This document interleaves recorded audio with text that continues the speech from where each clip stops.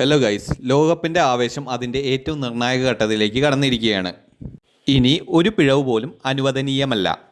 ഒരു തോൽവി എന്നാൽ ലോകകപ്പിനോടുള്ള വിടപറച്ചിലാണ്.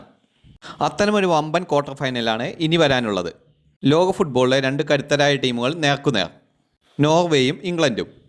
ഈ ടൂർണമെൻറ്റിലെ പല വമ്പന്മാരെയും ഞെട്ടിച്ച ടീമാണ് നോർവേ. ലോകത്തിലെ ഏറ്റവും അപകടകാരിയായ സ്ട്രൈക്കർ എർലിംഗ് ഹാലൻഡിൻ്റെ നേതൃത്വത്തിൽ അവർ ഓരോ മത്സരങ്ങളിലും എതിരാളികളെ ഭയപ്പെടുത്തിക്കൊണ്ടിരിക്കുകയാണ്. മറുവശത്ത് ഇംഗ്ലണ്ട് ആവട്ടെ ഓരോ ടൂർണമെൻറ്റിലും കിരീട പ്രതീക്ഷയുമായി എത്തുന്ന ടീമാണ്. ഇത്തവണയും Jude Bellingham, Bukayo Saka, Phil Foden, Declan Rice, Harry Kane എന്നിവരുടെ അനുഭവവും നിലവാരവും ചേർന്നാണ് അവർ ക്വാർട്ടറിൽ എത്തിയിരിക്കുന്നത്.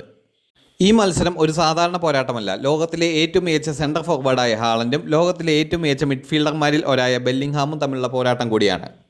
ഈ ലോകകപ്പിൽ നോർവേയുടെ ഏറ്റവും വലിയ ശക്തി ഹാലൻഡാണ്. പന്ത് ബോക്സിലേക്ക് എത്തിയാൽ ഒരു നിമിഷം പോലും വൈകാതെ ഗോൾ ആക്കാനുള്ള അദ്ദേഹത്തിൻ്റെ കഴിവ് എടുത്തു പറയേണ്ടതുണ്ട്. ശരീരബലം, വേഗത, ഹെഡിംഗ്, ഫിനിഷിംഗ്, ഒരു സ്ട്രൈക്കർക്ക് വേണ്ട എല്ലാ ഗുണഗണങ്ങളും അദ്ദേഹത്തിനുണ്ട്.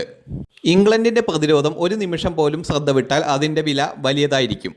ഹാലൻഡിൻ്റെ പിന്നിൽ ക്യാപ്റ്റൻ മാർട്ടിൻ ഓഡോഗാർഡ് കളി നിയന്ത്രിക്കും. അദ്ദേഹത്തിൻ്റെ പാസുകളും കൃത്യമായ ത്രൂ ബോളുകളും തന്നെയാണ് നോർവേയുടെ ആക്രമണങ്ങൾക്ക് ജീവൻ നൽകുന്നത്. ഇടത് വിങ്ങിൽ ആന്റോണിയോ നൂസ, വലത് ഭാഗത്ത് ആൻഡ്രിയാസ് ഷെൽഡറപ്പ് പോലെയുള്ള യുവതാരങ്ങൾ വേഗത കൊണ്ടും ഡ്രിബ്ലിംഗ് കൊണ്ടും ഇംഗ്ലണ്ടിനെ പരീക്ഷിക്കും. പ്രതിരോധത്തിൽ ലിയോ ഓസ്റ്റിഗാർഡും ക്രിസ്റ്റഫർ അയാറും ഹാരി കെയ്നെ തടയാനുള്ള ഏറ്റവും വലിയ ഉത്തരവാദിത്തം ഏറ്റെടുക്കും. ഗോൾ കീപ്പർ ഓർഗൻ നൈലാൻഡ് മികച്ച ഫോമിലുമാണ്. ഇംഗ്ലണ്ടിൻ്റെ ഏറ്റവും വലിയ കരുത്ത് അവരുടെ മിഡ്ഫീൽഡാണ്. ജൂഡ് ബെല്ലിംഗ്ഹാം ഒരേ സമയം ആക്രമണത്തിലും പ്രതിരോധത്തിലും സ്വാധീനം ചെലുത്താൻ കഴിവുള്ള താരമാണ്.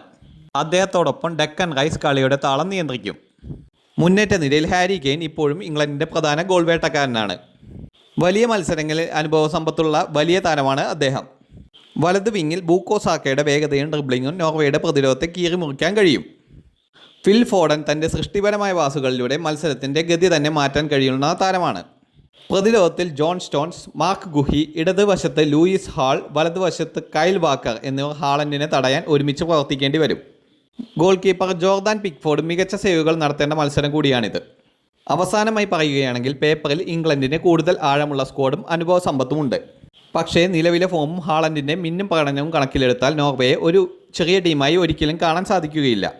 ഒരു നിമിഷത്തെ പിഴവ് പോലും മത്സരം തിരിച്ചുമറിച്ചേക്കാം. ഇത് കേവലം ഒരു ക്വാർട്ടർ ഫൈനൽ മാത്രമല്ല, യൂറോപ്യൻ ഫുട്ബോളിൻ്റെ രണ്ട് വ്യത്യസ്തമായ ശൈലികൾ തമ്മിലുള്ള യുദ്ധമാണ്.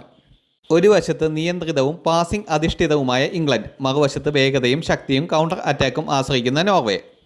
90 മിനിറ്റ് ശേഷം ആര് സെമി ഫൈനലിലേക്ക് ടിക്കറ്റ് നേടും? ഹാലൻഡിൻ്റെ ഗോളോടുകൂടി നോർവേ ചരിത്രം കുറിക്കുമോ? അല്ലെങ്കിൽ ഹാരി കെയ്നും ജൂഡ് ബെല്ലിംഗ്ഹാമും കൂടി ഇംഗ്ലണ്ടിനെ വീണ്ടും ലോകകപ്പ് സ്വപ്നത്തിലേക്ക് നയിക്കുമോ? നമുക്ക് കാത്തിരുന്ന് കാണാം. ഫുട്ബോൾ ആരാധകർ ഒരിക്കലും നഷ്ടപ്പെടാൻ പാടില്ലാത്ത ഒരു മഹാപോരാട്ടമാണിത്. കൂടുതൽ വാർത്തകൾക്കും വിശേഷങ്ങൾക്കുമായി ഈ ചാനൽ ഇപ്പോൾ തന്നെ സബ്സ്ക്രൈബ് ചെയ്യുക.